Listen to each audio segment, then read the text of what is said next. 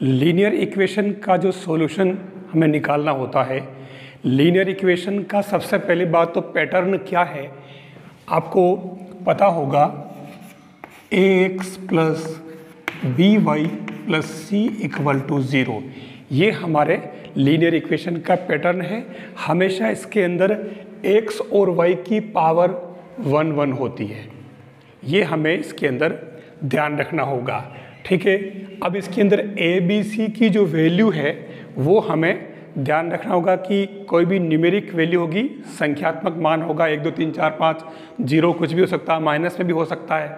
ठीक है ना, तो ये तो हुआ हमारे लीनियर इक्वेशन का पैटर्न। अब इसके अंदर जो चेंज क्या है, जो आपके इसके अंदर है उसके अंदर, जैसे मैं एक इक्वेशन लिखता हूँ 2x plus 3y equal to 6, suppose मैंने ये ले लिया। अब इसके अंदर आपको मैंने पहले ही बता दिया कि हमें जो 10th वाला पोर्शन है इसके अंदर में जो 10th में काम आता है, वैसे इसको अलग अलग तरीके से बताया जाता है क्या, लेकिन मैं इसमें क्या करते हैं कि एक्स वाई की वो अलग अलग वैल्यूज पुट करते हैं, लेकिन मैं वो नहीं करके मैं ओनली दो ही चीज़ से स्टार्ट कर रहा हूँ। मैंने आपको बताया था कि सबसे पहले इसमें आप x इक्वल टू 0 पुट करें तो ये पूरा ख़त्म हो जाएगा। अब आपके पास बचा 3y इक्वल टू 6 और इससे y इक्वल टू आ जाएगा 6/3। जो लोग नहीं जानते हैं कि ये 3 डिवाइड में आता है, जैसा कि पीछे मैंने बताया था, तो ये डिवाइड में आएगा और 3 से ये 2 टाइम्स डिवाइड हो रहा है, तो y की वैल्यू आ गई।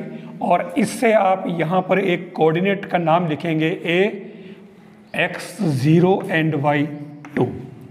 नेक्स्ट आपकी बार आप y इक्वल टू 0 लें तो ये इसकी जगह आप 0 पुट कर लें तो आपके पास में 2x इक्वल टू 6 बनेगा और इससे x इक्वल टू 2 डिवाइड में जाएगा, ये 3 आ जाएगा। इससे आपके दूसरा कोऑर्डिनेट जो मिलेगा x equal to 3 when y equal to 0। अब इसके अंदर ये दोनों कोऑर्डिनेट हमें मिल गए हैं। यहाँ पर x की जो वैल्यू है पहले वाले में 0 और उस समय y की वैल्यू 2, और इधर 0 थी y की वैल्यू, तो b की वैल्यू जो हमारे पास 3 है। इस चीज़ को हमें ग्राफ पर रिप्रेजेंट करना है, तो ग्राफ पर रिप्रेजेंट हम कैसे करें ये हमें पता होना चाहिए।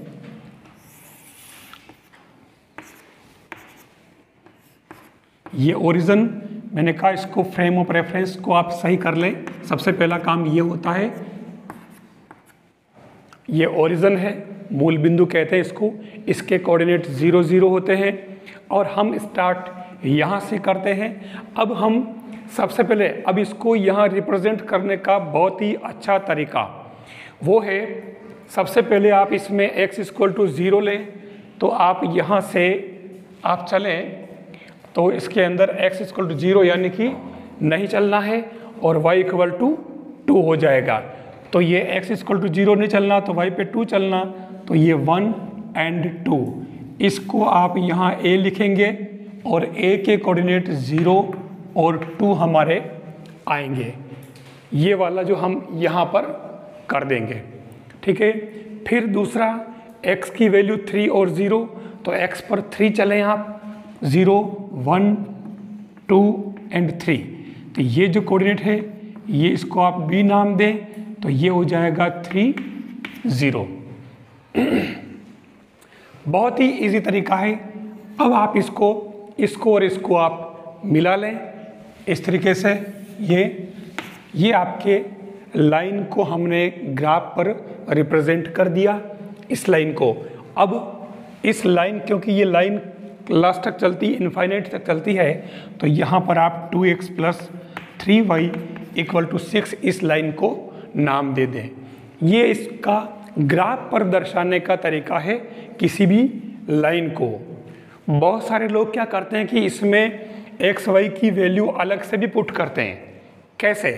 जैसे आपको बताऊं मैं, सपोज इसको ग्राफ का काम इससे हो जाएगा, लेकिन बहुत सारे टीचर्स इसके अंदर क्या करते हैं कि इसमें x और y की वैल्यू 0 के अलावा दूसरी वैल्यूज़ भी पुट करते हैं। कैसे? आप अपना काम वैसे अपना काम हो चुका है, ग्राफ बन गया है, ठीक है। अब मैं बता रहा हूँ कि जो इसमें अगर आगे और लेना है तो आप इसमें क्या करें, जो हमारा इक्वेशन है 2x + 3y = 6, आप इसके अंदर एक काम करें, या तो इसको x के लिए सोल्व कर लें या फिर y के लिए सोल्व कर लें। आपको ये शायद पता हो या न हो, आप अभी देखें, मैं इसको एक काम कर रहा हूँ y के लिए सोल्व कर रहा हूँ, ठीक है। लेकिन यहाँ y के लिए सोल्व करूँगा तो 3 जो है वो अपॉन में जाएंगे, और अगर x के लिए सोल्व करूँगा तो 2 अपॉन में जाएंगे। अब आपको ये पता होना चाहिए कि जो चीज़ अपॉन में या अपॉन में डिवाइड में जाने वाली जो नंबर्स है वो 2 भी है और 3 भी है। अगर हम y के लिए सोल्व करें तो 3 जाएगा डिवाइड में, और अगर x के लिए करें तो 2 जाएगा डिवाइड में। कैसे?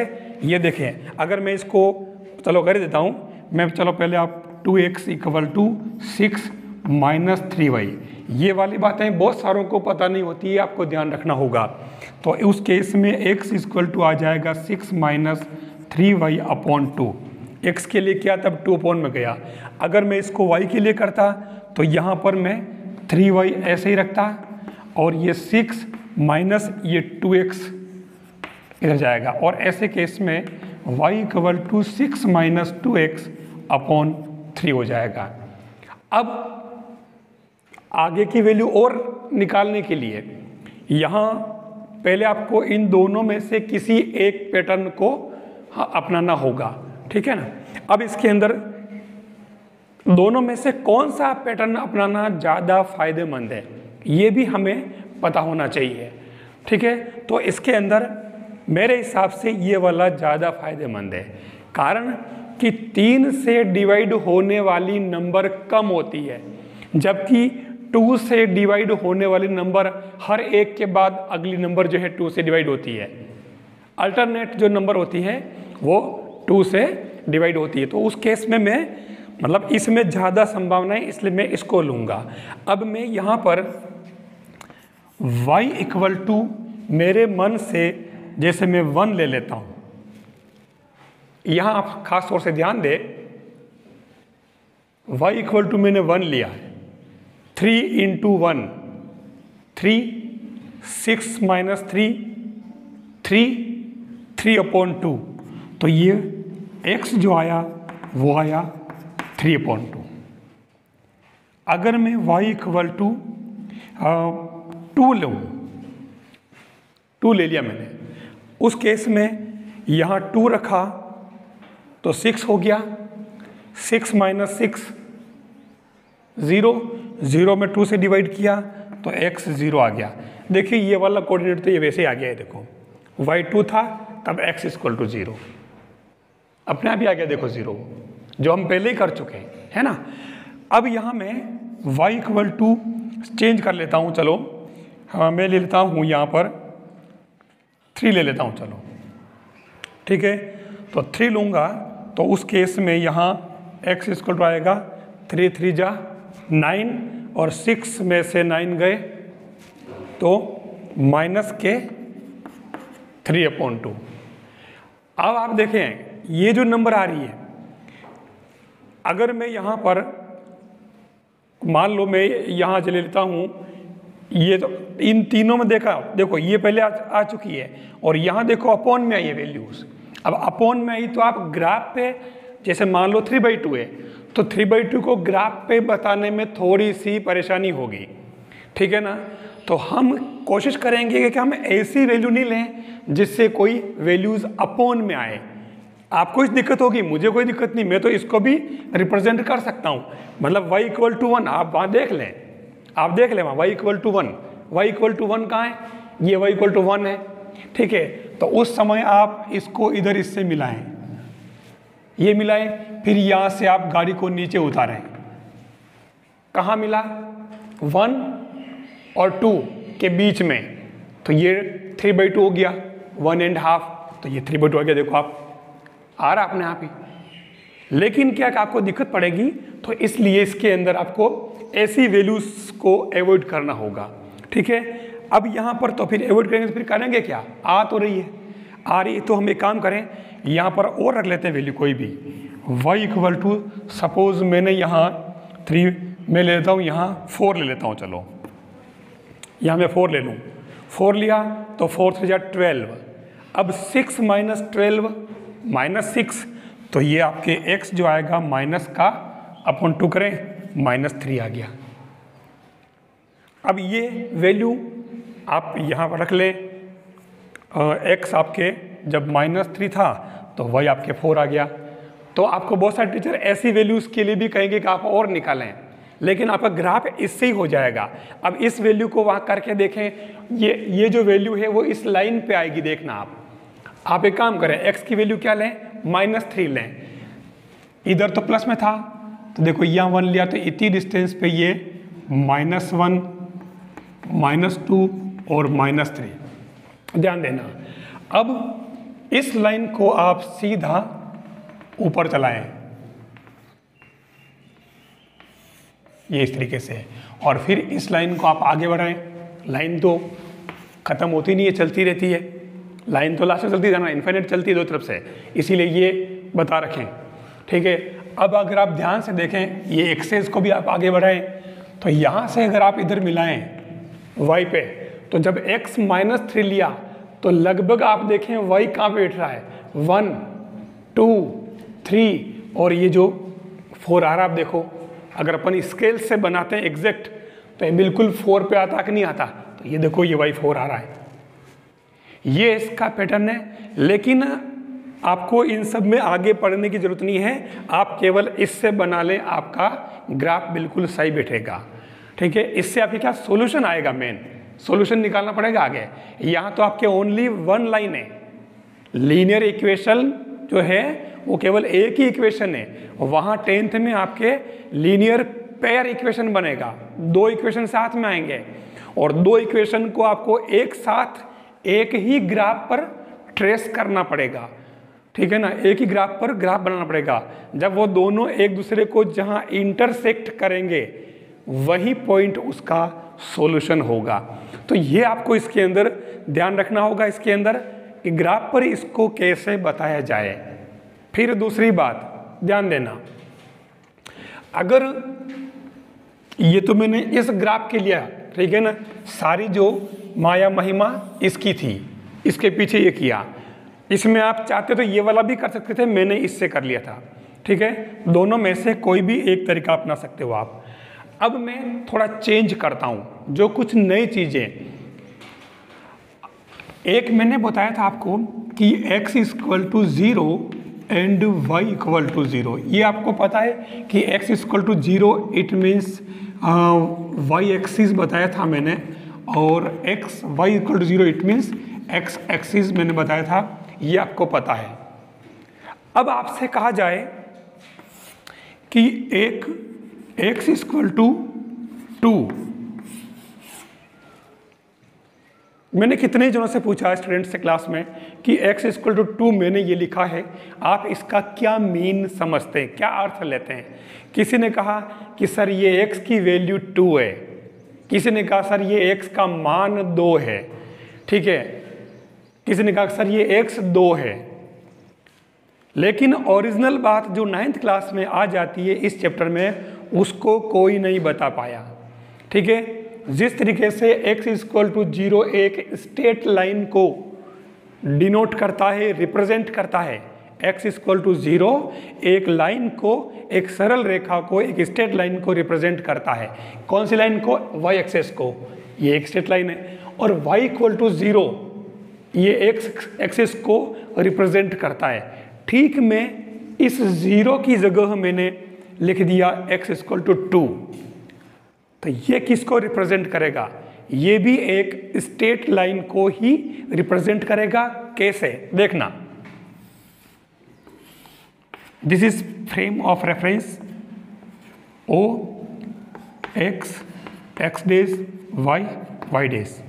जब कभी किसी भी लीनियर इक्वेशन को ग्राफ पर रिप्रेजेंट करना होता है तो उस केस में आपको उस ग्राफ पे पहले ये फ्रेम ऑफ रेफरेंस बनाना पड़ेगा। अब इसके अंदर x इक्वल टू 2 को इस पर रिप्रेजेंट करना है, ट्रेस करना है, चित्र बनाना है। आपको मालूम है कि जैसे अपन कहते हैं ना 1 और यहाँ पर 2, तो उस केस में जहाँ 2 लिखा है आप इस 2 पर ये एक लाइन बना दें। ये x इक्वल टू 2 इस लाइन का इक्वेशन है, यानी वास्तव में x इक्वल टू एक लाइन का इक्वेशन है, एक स्ट्रेट लाइन का इक्वेशन है, एक सरल रेखा का समीकरण है जो किसके y एक्सेस के पैरेलल है, y अक्ष के समांतर देख लो आप, x इक्वल टू 2। तो ये आपको अगर इसकी जगह वो x इक्वल टू 3 बोलता तो हम क्या लिखते हैं 1 2 3, तो ये आपके x इक्वल टू 3 हो जाएगा। ये तो हुआ x वाला मामला। अब इसके अंदर y लिया जाए, अगर इसके अंदर y वाली बात करें हम कि y इक्वल टू आप 2 करें, तो इसके अंदर भी आपके ये फ्रेम ऑफ रेफरेंस, ठीक है, x डैश y डैश, और इसके अंदर y इक्वल टू 2, ओरिजिन से 1 एंड 2। तो ये आप यहाँ से आप एक लाइन बना लें जो x एक्सेस के पैरेलल होगी, x एक्सेस के पैरेलल होगी, और ये आपके y इक्वल टू 2 जो है ये एक लाइन को रिप्रेजेंट करता है, जो वो line parallel to x axis, ये लाइन इस x एक्सेस के पैरेलल होगी, यानी y की जितनी भी वैल्यू होगी, y की जितनी वैल्यू होगी, ठीक है, 2 3 -2 -1 -4 जो भी, ठीक है ना, y इक्वल टू अगर कोई वैल्यू रखी है वो एक स्ट्रेट लाइन को रिप्रेजेंट करती है, और वो लाइन आपके x एक्सेस के पैरेलल होगी। और अगर x की वैल्यू कुछ भी दे रखी है 1 2 3 -1 -4 प्लस -1 जो भी, तो वो हमेशा ही y एक्सेस के पैरेलल होगी। ये आपको याद रखना होगा। ये इसका सिस्टम है लाइंस का पूरा, ठीक है। एक इसमें और दे रखा था कि y इक्वल टू kx, सबसे खास बात y इक्वल टू kx मतलब यहाँ पर कांस्टेंट जो है 0 है, यानी इसके अंदर c 0 है। कैसे पता चल रहा है? y की वैल्यू, इसको पहले y के लिए सोल्व कर लें। ये देखो y इक्वल टू कर रखा ना, ये इधर x इधर ले आए, ये मैंने सोल्व किया y के लिए, देखो ये y इक्वल टू इधर कर दिया ये पूरा। तो इसमें कांस्टेंट c 0 था उसमें, तो खाली 3y इक्वल टू -2x, तो ये इसके अंदर आकर के ये kx बन जाएगा। ये जो इक्वेशन है, ये जो इक्वेशन है, ये आपके डायग्राम में कैसे बनेगा ध्यान रखना। ये ओरिजिन से पास होने वाली कोई लाइन है उसका इक्वेशन है, ये आपके बुक में दे रखा है, आपको इसको ठीक से पढ़ना है। ये इसका रिप्रेजेंटेशन का मेन तरीका है, ये आपको समझ में आ जाना चाहिए। नेक्स्ट जो क्वेश्चन लिया है मैंने, पहले वाले का पैटर्न अलग था, इसका अलग है। ये क्वेश्चन भी 10th में बड़े लेवल पे पूछा जाता है, ठीक है। यहाँ कह रहा है कि find the value of k if x equal to 2 y equal to 1 is the solution of linear equation 2x plus 3y equal to k। आपके पास एक लीनियर इक्वेशन दे रखा है और ये कह रहा है कि इसका सॉल्यूशन अगर 2 और 1 है, ठीक है, इसको हल करने पर अगर मान लो x का मान 2 और y का मान 1 अगर आए, तो वो उस केस में जब आपको k की वैल्यू फाइंड करनी है, कुछ भी नहीं करना, आपका जो सॉल्यूशन है यहाँ पर 2x plus 3y equal to k, आपको इसके अंदर क्या करना, putting x equal to 2 y equal to 1 in given equation. This implies 2 into x की जगह 2 पुट किया प्लस 3 इंटू y की जगह 1 पुट किया और इधर k, then 2 into 2 4, 3 equal to k, then k equal to 7। यानी k की वैल्यू अगर यहाँ 7 है तो उस केस में x की वैल्यू और y की वैल्यू 2 और 1 हो सकती है। भले आप देख लो, यहाँ अगर आप 2 रखें तो 4, y रखें 1 तो 7 आ रहा है के वैल्यू। तो ये इस तरीके के जो क्वेश्चन बनते हैं। अब ये तो इसने यहाँ ऐसा कर दिया, अगर वो इसकी जगह इक्वेशन चेंज कर दें, वैल्यू यही रखे 2 और 1 मान लो, चेंज करें तो कोई दिक्कत वाली बात नहीं है। अगर ये इक्वेशन लेकर और यहाँ वो क्या करें कि kx + 3y = 7। अब की बार मैंने यहाँ k जो अपना 7 रख लिया, लेकिन यहाँ पर मैंने चेंज कर दिया। तो अब इसमें अगर ये वैल्यू पुट करें तो k की वैल्यू क्या आनी चाहिए? बहुत इंपॉर्टेंट पार्ट है, ध्यान रखना, 10th में इसका बड़े लेवल पे आएगा, मैं बता रहा हूँ। तो k जो है आना कितना चाहिए था? 2 आना चाहिए, देखना। तो हम इसके अंदर x = 2 और y = 1 पुट करें तो ये हो जाएगा k x की जगह 2, 3 × 1 7। This implies 2k + 3 = 7। ये फिर से एक जनरल लीनियर इक्वेशन आ गया है, लीनियर इक्वेशन विथ 1 वेरिएबल, जिसमें अपन इधर वो पक्षांतर करते हैं, शिफ्ट करके इन्हें साइन चेंज करके इन्हें x y की वैल्यू निकालते हैं। तो यहाँ पर ये 2k = 7 - 3, ये 3 + k हैं, माइनस हो जाएंगे। तो ये 2k = आपके 4। तो आप देखो k = मैंने कहा कि जो मल्टीप्लाई में होता वो डिवाइड में जाता है, बहुत सारों को पता नहीं है, आपको ध्यान रखना होगा। तो डिवाइड में जाएगा तो ये 2 आ गया। तो देखो हमारा 2 ही तो चाहिए था, ये आ गया। अब अगर मैं इसी में क्वेश्चन चेंज कर लूँ, क्वेश्चन 3, और मैं यहाँ तो 2 रहने दूँ, 2x + ky = 7। और इसके लिए भी इसका सॉल्यूशन भी अगर 2 और 1 ही हो तो यहाँ पर भी हम x = 2, y = 1 पुट करें तो ये 2 × x की जगह 2, k की जगह 1, तो ये y = 7। ओ सॉरी, y क्या k। This implies 4 + k = 7। ये फिर लीनियर इक्वेशन बन गया। तो आपके ये k निकालना 7 और ये 4 उधर माइनस में चले जाएंगे, शिफ्ट होंगे, तो ये k = आपके आ गया 3। आप देखो मैंने एक ही क्वेश्चन को 3 तरह से, क्योंकि यहाँ पर ये k तो ठीक है यहाँ दे रखा है आपकी बुक में, लेकिन वो k यहाँ डाल सकता है, यहाँ डाल सकता है, ठीक है। वो चेंज क्या कर सकता है जो आपको बता रहा हूँ मैं, ठीक है। अगर वो k की प्लेस अगर बदल भी दे तो भी आपको ऐसे सोल्व करना है। फिर इसके अंदर जो नई बात, ये एक बात हो रही है, ये तो ठीक है कि इसने जो कहा कि इसका हल 2 और 1 है। अगर यहाँ पर मान लो वो कहता है कि हल ये नहीं रखें, अगर हल यहाँ पर इसमें मैं चेंज कर दूँ, जैसे मान लो कि हल इसमें कह रहा है कि मान लो हल 1 और -3 हो, मतलब y की वैल्यू -3 हो, तो उस केस में इसमें k की वैल्यू क्या होगी? उस केस में k की वैल्यू बदल जाएगी और कुछ नहीं है, ठीक है। तो कैसे बदलेगी? k और x की जगह 1 + 3, y की वैल्यू -3 ब्रैकेट में आएगा और ये 7।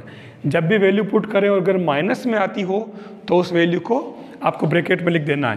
तो ये k -9 = 7, और इसको आप आगे बढ़ाएं तो 9 उधर शिफ्ट करेंगे, माइनस का है प्लस हो जाएगा। तो k = 7 + 9, दिस इम्प्लाइज k = 16। तो ये यहाँ पर अगर k की वैल्यू इसमें 16 होगी तब जा कर के इसका एक सॉल्यूशन 1 और -3 होगा, ठीक है।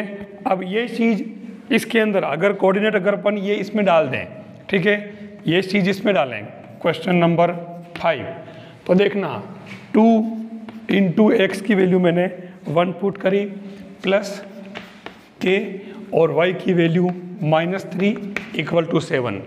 देखिए मतलब कैसे चेंज होता है। तो यहाँ पर ये 2 और ये k का इससे मल्टीप्लाई किया तो -3k 7। दिस इम्प्लाइज ये 2 उधर शिफ्ट करें, ये यहीं एज इट इज रहेगा 7 - 2। This implies -3k = 5। तो अब की बार k की जो वैल्यू आई वो -5/3, ये -3 इसके अपन में चला जाएगा, डिवाइड नहीं हो रहा, कोई दिक्कत नहीं, आप अपन में लिख दें। तो ये देखिए अलग अलग सॉल्यूशन के लिए अलग अलग k हो जाएगा।